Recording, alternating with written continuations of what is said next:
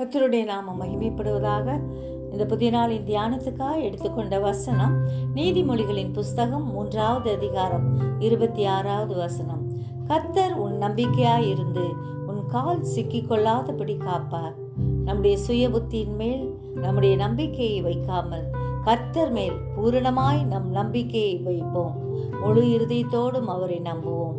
நம்முடைய பாதையை செவிப்படுத்துகிற கர்த்தர் நம்மோடே கூட இருக்கிறார். கால்களை மான் கால்கள் போல மாற்றுகிற ஆண்டவர் அவர் நம் காலை தள்ளாட விட மாட்டார். பாதம் கல்லில் இடராதபடி காப்பார். செம்மையான வழியிலே நடத்துகிற கர்த்தர் நம்மோடே கூட இருக்கிறார். அவரே நோக்கி பார்ப்போம். ஜெபிப்போமா?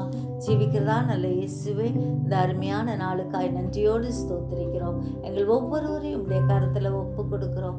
எல்லாரையும் ஆசீர்வதிப்பீராக.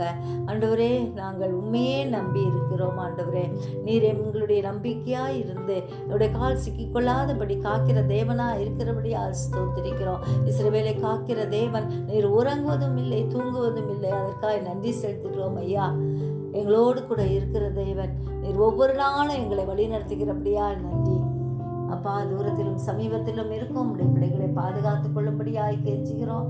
இந்த நாட்களில் கர்த்தரை நாங்கள் உயர்த்தவும் உம்மை துதிக்கவும் அநேகருக்கு உங்களுடைய ரட்சிப்பின் சுவிசேஷத்தை சொல்லவும் எங்கள் ஒவ்வொருவரையும் தகுதிப்படுத்தும்படியாய் செபிக்கிறோம். உடைய வருகை அதிக சீக்கிரமாக இருக்கிறபடினால் எப்பொழுதும் விழிப்புள்ளவர்களாய் ஆயத்த உள்ளவர்களாய் காணப்பட கிருபை செய்யும்படியாய் கெஞ்சுகிறோம்.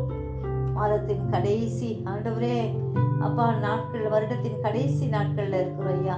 நீரே எங்கள் ஒவ்வொருவரையும் ஆண்டவரே உங்களுக்கு ஏற்ற உகந்த ஆண்டவரே பிரிய உள்ள காணிக்கைகளாய் வாழ கிருபை தாரும். எங்களையே அர்ப்பணிக்கிறோம். ஒவ்வொருவரையும் ஆசீர்வதியும்.